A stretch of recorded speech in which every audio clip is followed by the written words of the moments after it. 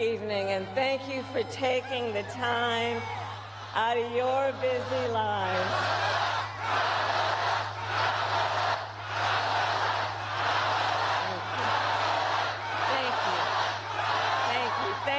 Thank you, everyone.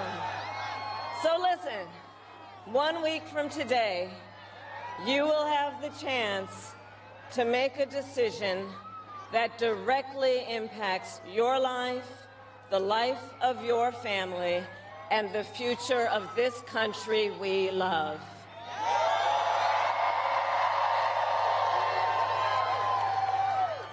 And it will probably be the most important vote you ever cast. And this election is more than just a choice between two parties and two different candidates. It is a choice about whether we have a country rooted in freedom for every American or ruled by chaos and division.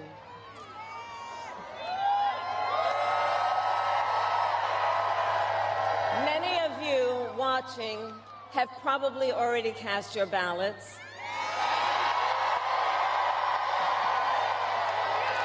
But I know many others are still considering who to vote for, or whether you'll vote at all. So tonight, I will speak to everyone about the choice and the stakes in this election. Look, we know who Donald Trump is. He is the person who stood at this very spot nearly 4 years ago and sent an armed mob to the United States Capitol to overturn the will of the people in a free and fair election. An election that he knew he lost. Americans died as a result of that attack.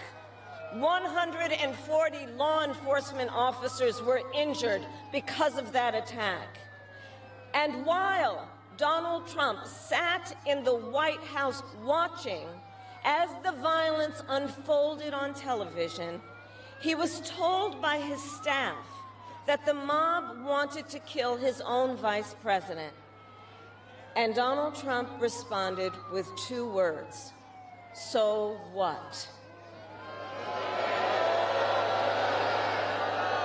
America, that's who Donald Trump is. And that's who is asking you to give him another 4 years in the Oval Office. Not to focus on your problems, but to focus on his. And Donald Trump has told us his priorities for a second term. He has an enemies list of people he intends to prosecute. He says that one of his highest priorities is to set free the violent extremists who insulted those law enforcement officers on January 6th. Donald Trump intends to use the United States military against American citizens who simply disagree with him. People he calls, quote, the enemy from within. America, this is not a candidate for president who is thinking about how to make your life better. This is someone who is unstable, obsessed with revenge, consumed with grievance, and out for unchecked power. Donald Trump has spent a decade trying to keep the American people divided and afraid of each other.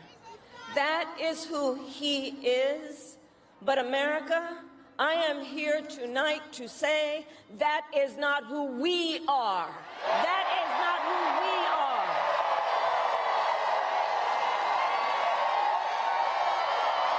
That is not who we are. You see, what Donald Trump has never understood is that e pluribus unum, out of many, one, isn't just a phrase on a dollar bill. It is a living truth about the heart of our nation. Our democracy doesn't require us to agree on everything. In fact, we like good arguments from time to time. Just think of your own family, right? It's not the American way to not have disagreements. We don't shy away from robust debate. In fact, we like a good debate, don't we? We like a good debate. And the fact that someone disagrees with us does not make them the enemy within. That's right. They are family, neighbors, classmates, co-workers. They are fellow Americans. And as Americans, we rise and fall together.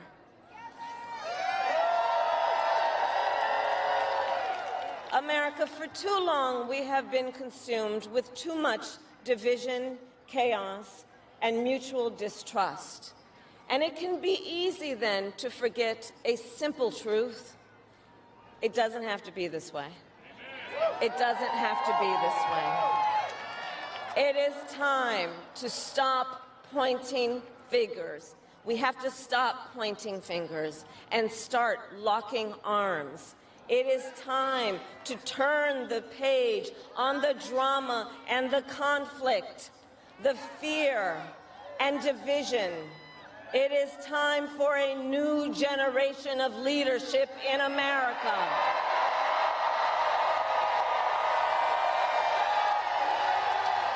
And I am ready to offer that leadership as the next President of the United States of America.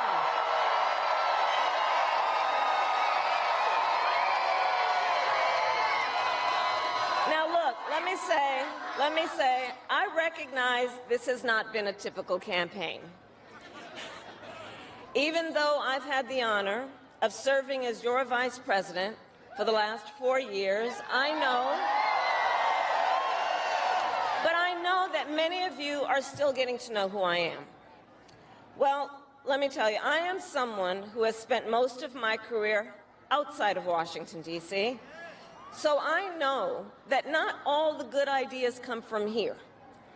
I am not afraid of tough fights against bad actors and powerful interests, because for decades, as a prosecutor and a top law enforcement officer of our biggest state, I won fights against big banks that ripped off homeowners, against for-profit colleges that scammed veterans and students, against predators who abused women and children, and cartels that trafficked in guns, drugs, and human beings.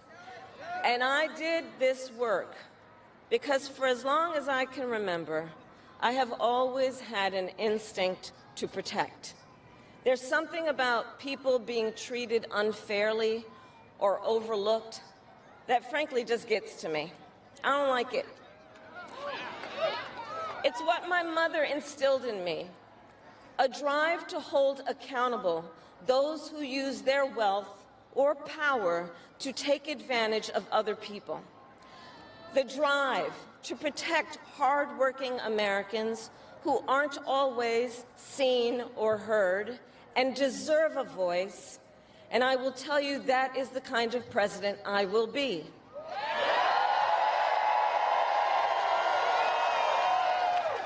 And look, I'll be honest with you, I'm not perfect. I make mistakes, but here's what I promise you. I will always listen to you, even if you don't vote for me. I will always tell you the truth, even if it is difficult to hear. I will work every day to build consensus and reach compromise to get things done. And if you give me the chance to fight on your behalf, there is nothing in the world that will stand in my way.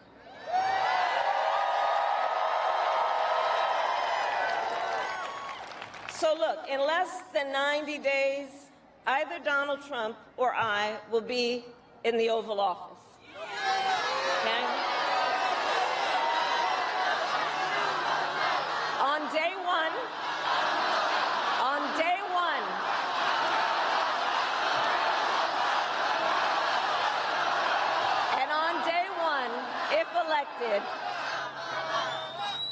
if elected, Donald Trump would walk into that office with an enemies list. When elected, I will walk in with a to-do list full of priorities of what I will get done for the American people. And I will work with everyone, Democrats, Republicans, and independents, to help Americans who are working hard and still struggling to get ahead. I have been honored to serve as Joe Biden's vice president. But I will bring my own experiences and ideas to the Oval Office. My presidency will be different because the challenges we face are different. Our top priority as a nation 4 years ago was to end the pandemic and rescue the economy. Now, our biggest challenge is to lower costs that were rising even before the pandemic and that are still too high. I get it. I still remember our mother sitting at that yellow Formica table, late at night, cup of tea in hand, a pile of bills in front of her, trying to make it all work. And I've heard from so many of you who are facing even greater financial pressures. Donald Trump's answer to you is the same as it was the last time. Another $1 trillion in tax cuts for billionaires and big corporations. And this time, he will pay for it with a 20% national sales tax on everything you buy that is imported. Think about it. Clothes, food, toys, cell phones. A Trump sales tax that would cost the average family nearly $4,000 more a year. And on top of that, you will pay even more if Donald Trump finally gets his way and repeals the Affordable Care Act, which would throw millions of Americans off their health insurance and take us back to when insurance companies had the power to deny people with pre-existing conditions. Well, we are not going back. We are not going back.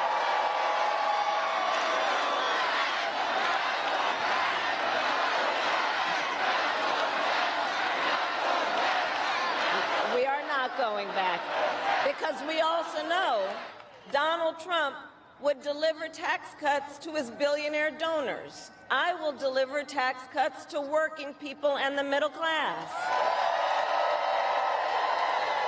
I will make sure you have a chance not just to get by, but to get ahead. Because I believe in honoring the dignity of work.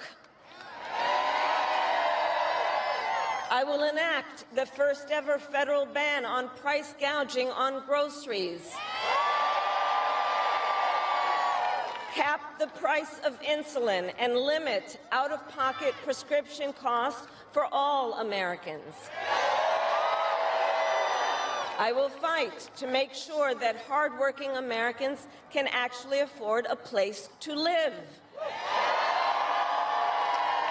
I'll never forget how our mother saved up and how excited she was when she could finally afford to buy our first home. I remember how excited she was. And I know that owning a home is not only a measure of financial security, it's about the pride of your hard work. And as president, I will fight to help first-time home buyers with your down payment, take on the companies that are jacking up rents, and build millions of new homes. For years, we have heard excuses about why America can't build enough housing. Enough with the excuses. I'm going to cut the red tape and work with the private sector and local governments to speed up building and get it done. And the cost of housing isn't the only financial pressure on middle-class families. I have met so many young people who have a natural desire to parent their children well, but not always the resources to do it. So I'll fight for a child tax credit to save them some money, which will also lift American children out of poverty. I'll work to lower the cost of child care, which is out of reach for too many working families today.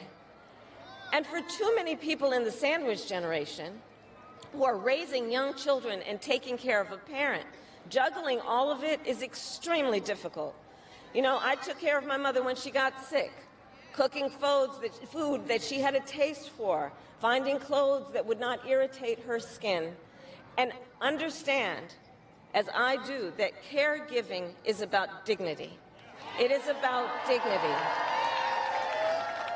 And currently, if you need home care and you don't have some money to hire someone, you and your family need to deplete your savings to qualify for help. That's just not right. So we're going to change the approach and allow Medicare to cover the cost of home care so seniors can get the help and care they need in their own homes. Now, Donald Trump has a different approach. He tried to cut Medicare and Social Security every year he was president. Look, I believe that when people have worked hard their entire life, they deserve to retire with the benefits they have earned. And I believe in the fundamental freedom of Americans to make decisions about their own bodies and not have their government tell them what to do.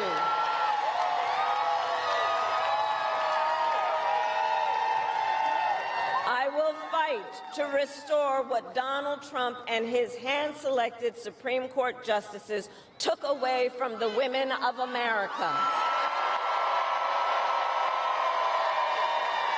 That today, 1 in 3 women in America, think about it, 1 in 3 women in America lives in a state with a Trump abortion ban, many with no exceptions even for rape and incest.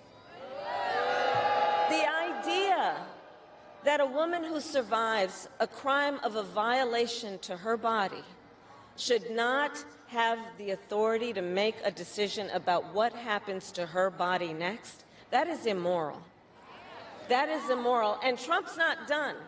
He would ban abortion nationwide, restrict access to birth control and put IVF treatments at risk, and force states to monitor women's pregnancies. Just Google Project 2025 and read the plans for yourself. And look, I think we all know one does not have to abandon their faith or deeply held beliefs to simply agree the government should not be telling her what to do with her body. Not the government. And when Congress passes a bill to restore reproductive freedom nationwide, as President of the United States, I will proudly sign it into law. Proudly.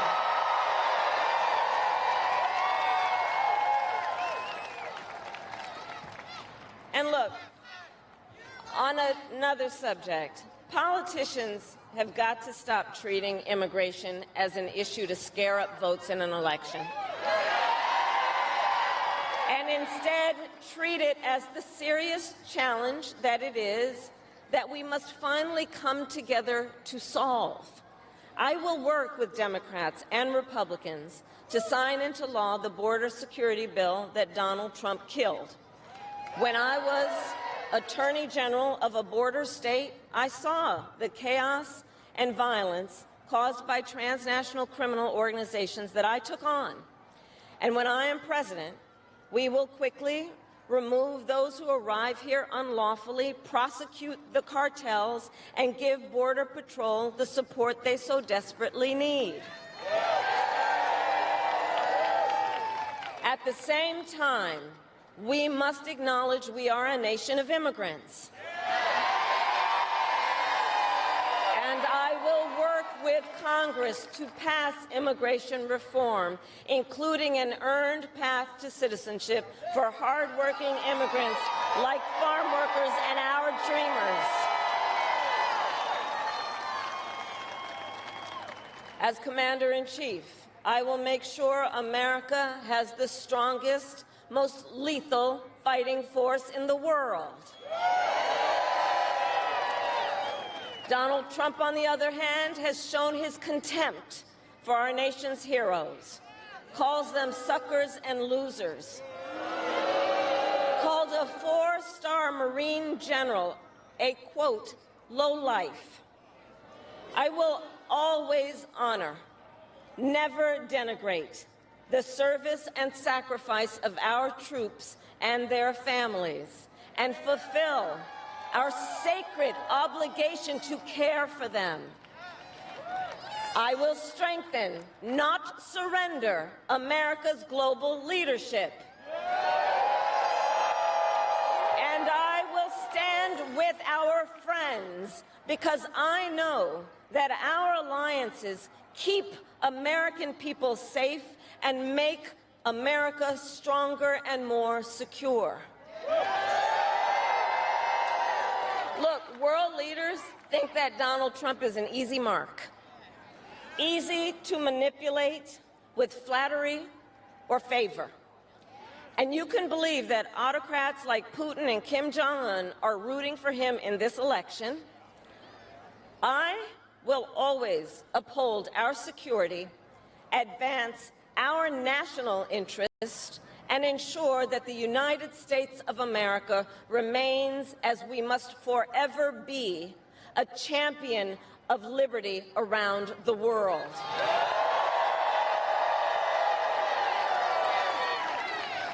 America, we know what Donald Trump has in mind.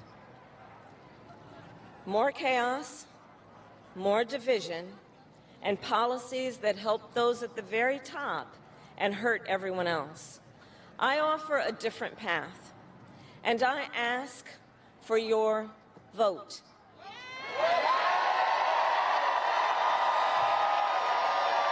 And here is my pledge to you. I pledge to seek common ground and common sense solutions to make your life better. I am not looking to score political points. I am looking to make progress. I pledge to listen to experts, to those who will be impacted by the decisions I make, and to people who disagree with me. Unlike Donald Trump, I don't believe people who disagree with me are the enemy. He wants to put them in jail. I'll give them a seat at the table.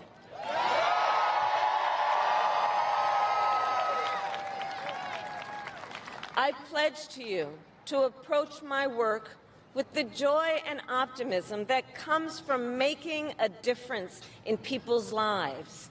And I pledge to be a president for all Americans.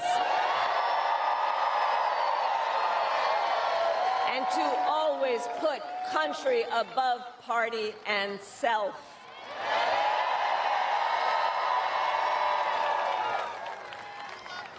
I love our country with all my heart. And I believe in its promise because I've lived it. I grew up as a child of the Civil Rights Movement. My parents would take me to marches in a stroller, where crowds of people of all races, faiths, and walks of life came together to fight for the ideals of freedom and opportunity. I've lived the promise of America.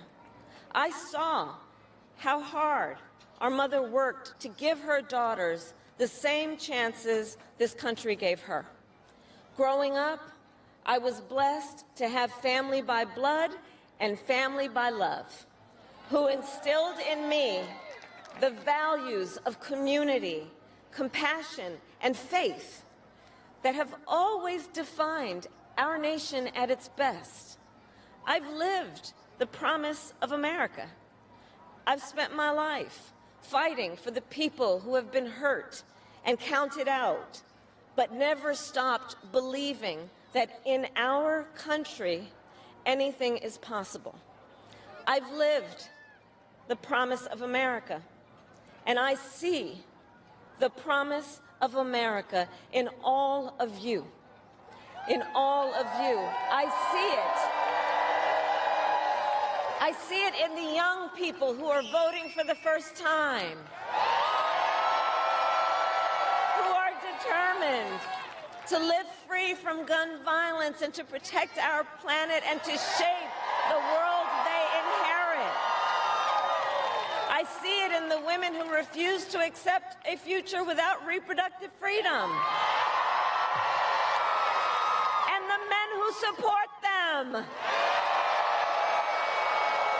I see it in Republicans who have never voted for a Democrat before, but have put the Constitution of the United States over party. I've seen it in Americans different in many respects, but united in our pursuit of freedom, our belief in fairness and decency, and our faith in a better future. America, I know the vast majority of us have so much more in common than what separates us. I know it. And that's why I am in this race, to fight for the people, just like I always have.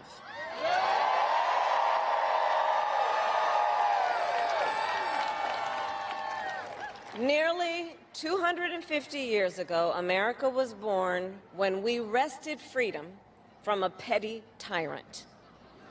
Across the generations, Americans have preserved that freedom, expanded it, and in so doing, proved to the world that a government of, by, and for the people is strong and can endure.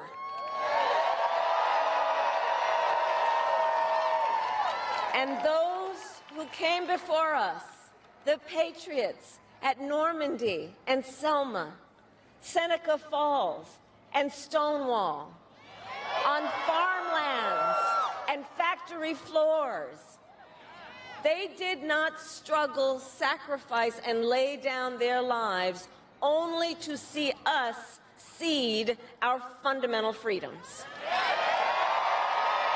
They didn't do that only to see us submit to the will of another petty tyrant. These United States of America, we are not a vessel for the schemes of wannabe dictators. The United States of America is the greatest idea humanity ever devised. A nation big enough to encompass all our dreams, strong enough to withstand any fracture or fissure between us, and fearless enough to imagine a future of possibilities. So, America, let us reach for that future. Let us fight for this beautiful country we love. And in 7 days, we have the power, each of you has the power to turn the page and start writing the next chapter in the most extraordinary story ever told. I thank you all. God bless you, and may God bless the United States of America. Thank you.